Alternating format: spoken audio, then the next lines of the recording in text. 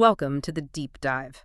Today, our mission is really to unpack something quite tough, something that causes a lot of stress for families. Yeah, we're talking about spatial disorientation in older adults. Exactly. We want to cut through some of the confusion using, the research and caregiver guides you, our listeners, have shared. We'll look at the science, like how the brain kind of loses its internal GPS, and then really zero in on the practical stuff, what can actually be done. Right, because it's not just forgetting where you put the keys, is it? No, not at all. It's much deeper. It's a fundamental loss of place. Like, let's think about that example, Mrs. Harris.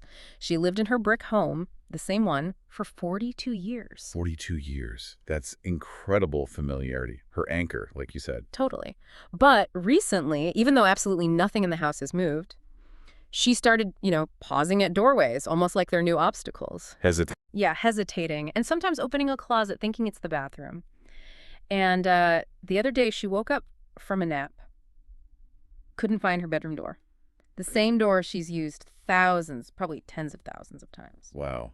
That feeling must be terrifying, lost in your own safest space. Exactly. And that shift, that sudden feeling of being utterly lost somewhere, intimately, well, that's spatial disorientation. It's a really profound behavioral signal. It absolutely is. It tells us something significant is changing in the brain's ability to process, location, direction, even familiarity itself. So it's more than memory. Oh, definitely. It's really important for listeners to get that. We all just sort of take for granted that our brain keeps this perfect internal map running, right? Yeah, you don't even think about it. Exactly. Yeah. And that map relies on some key players. The hippocampus, that's the big one for navigation and making new memories, and also our visual spatial networks, which figure out where we are relative to everything else. But in aging, and especially if there's cognitive decline happening, these systems can get, well, out of sync, unreliable. Like a faulty GPS. Precisely. Imagine using a map where the street names just randomly change, or the scale keeps shifting on you. That's kind of what's happening inside. That sounds incredibly disorienting. It is. And the home, which should be the ultimate symbol of safety, it suddenly becomes this confusing, unpredictable place. And that, understandably, causes a huge amount of anxiety and distress. Right, and that anxiety, that distress, that's often what we as caregivers or family members actually observe first, isn't it? Often, yes. The outward signs. So for our listeners who might be supporting someone, maybe noticing little things, what are the really clear indicators they should be watching for? Well, the obvious ones, like you mentioned with Mrs. Harris entering the wrong room or getting completely turned around in a familiar hallway, those are big flags, of course. Right, the dramatic moments. But we also need to tune into the subtler stuff. Things that build up, like are they consistently misjudging distances, bumping into furniture that's always been there? Or that hesitation you mentioned, pausing before walking through a doorway. Exactly. Hesitation is a big one. Yeah. And needing more guidance in places that should be automatic. Think about needing directions from the living room to the kitchen in your own home. Yeah. Also, look for behaviors like pacing, especially at night. It seems restless, but often. It's a search. It can be. It's like the brain is trying to physically walk itself back onto the map, trying to find a landmark, trying to recalibrate its location because the internal signals are failing. That makes sense. And you mentioned increased anxiety during transitions. Yes, even simple ones, like moving from the sofa to the dining table. If that seems to cause stress, it suggests that every change of setting feels like a major journey that requires effortful reorientation. Okay, so if you're seeing those kinds of behaviors, this is where the behavioral lens becomes so critical, right? It changes everything. It really does. Because the initial reaction quite often is to see these actions, the pausing, the pacing, maybe clinging to routines really rigidly as, resistance or stubbornness. Mom's just being difficult today. Exactly, that kind of interpretation. But honestly, that couldn't be further from the truth when spatial disorientation is involved. So what is it then? It's not just memory failing. It's the brain desperately seeking stability and safety in an environment that suddenly feels inconsistent and threatening. So the behavior is actually adaptive. Paradoxically, yes. Yeah. Think about it. If your surroundings feel chaotic and unpredictable, what can you control? Your routine, where you sit. Precisely. Clinging to that specific chair, demanding the same mug every morning. It might look rigid, but it's actually the person trying to establish a fixed reference point, a tiny anchor in a swirling sea of confusion. Wow. They aren't trying to be difficult. They're using the only tools they have left to find some predictability, some control. That reframing is huge for a caregiver. It shifts your whole response. It has to. Because if you see the behavior as communication, not defiance, you realize they're essentially asking, maybe non-verbally, where am I? How can I feel safe again? And suddenly you stop arguing about the closet door and start thinking about how to answer that question, how to make the environment feel safe again. Exactly. You move from correcting them to supporting them. It's a fundamental shift. And this isn't just, a psychological theory. There's biology behind this, specific research you pointed to. That's right. It's not just general decline. There was a really pivotal study, I think it was 2020, in the Neurobiology of Aging journal. Okay, what did they find? Well, they found a strong, specific link between spatial disorientation in older adults and very early changes, sometimes even structural changes in the hippocampus. The brain's GPS, like you said. The internal GPS, exactly. But here's the part that's truly striking and maybe a bit alarming, the timing. The researchers observed that this kind of mild confusion in familiar spaces, momentarily forgetting which way the bathroom is down the hall you've walked 1,000 times, it can show up years before other, more classic cognitive symptoms become really obvious. Years. Not months, but years. Years, which is, Yeah. Well, it's a massive window, isn't it? It really is. It suggests that just relying on standard memory tests might completely miss these early signs. It might, because this is about navigation and spatial processing, not just recall. It means watching how someone interacts with their environment. That behavioral observation might actually be one of the earliest indicators we have. So if the environment itself seems to be confusing them, we need to pay attention right away, not wait for a memory test score to drop. Absolutely. Listen to what the environment is telling you about their internal state. And thinking about that daily experience, you mentioned something striking earlier, how for the person experiencing this, familiar space can feel almost reset each day. Yes, because those connections, those spatial networks, aren't reliably linking things together anymore. So imagine walking into your own kitchen, but every single morning, your brain treats it almost like you're seeing it for the first time. Like checking into a hotel room each day. Kind of, yeah. Yeah. You have to mentally remap where the stove is, where the fridge is, which door leads out, every single time. The cognitive load of that, day in and day out, it's exhausting.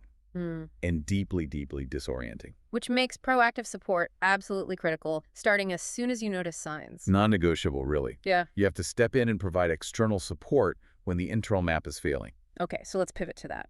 If the biology highlights the problem in the brain, the solutions have to come from the outside, from the environment. Let's get into the practical toolkit. What are the key strategies from the sources? Right, the actionable stuff. There are about 6 core areas we can focus on. First up, sounds pretty fundamental.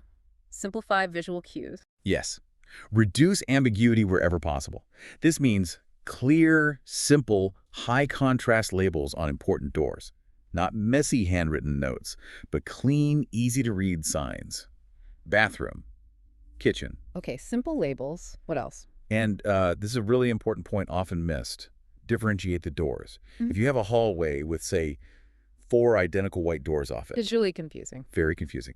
The spatial network gets no distinct input, so avoid that visual uniformity. A simple but effective trick is using contrasting colors.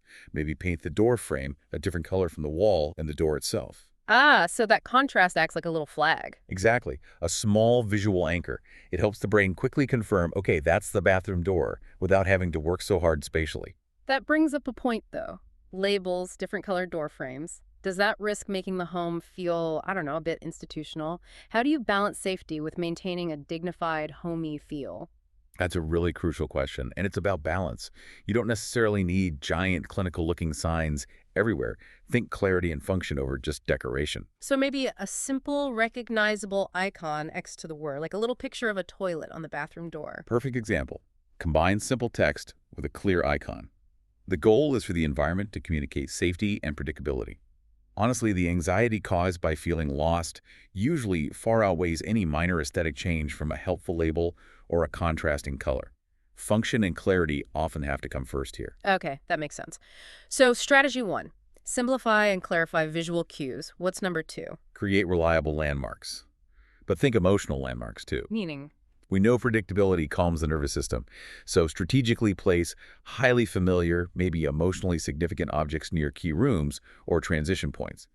A favorite family photo by the bedroom door, a specific well-loved piece of art near the living room entrance, a unique lamp by their favorite chair. Things that instantly say home and you are here. Exactly. And the flip side of this, which is maybe even more important, Just don't have the furniture. resist the urge. Don't rearrange things just for a change, or even for a deep clean, unless absolutely necessary for safety. Every time you move their favorite chair or the side table they rely on, you're removing a crucial anchor point. If you have to move something for safety. Involve them gently. Don't just do it while they're napping. Say something like, hey, let's move this chair back just a foot so it's easier to walk past safely. Can you help me push it? That collaboration reduces the shock and the perceived threat of an environment that's changing without their input. Right, because if they come out and their anchor chair is suddenly gone. Panic or anger. Because the reality, their map, has just been abruptly shifted again without warning. Those small, familiar things are lifelines. Okay, strategy 3. This one seems key for caregivers. Gentle redirection. Yes. Language matters immensely here. When someone seems lost, maybe heading for the wrong room, the instinct can be to correct sharply. No, that's the closet. Which probably just increases their confusion and defensiveness. Absolutely.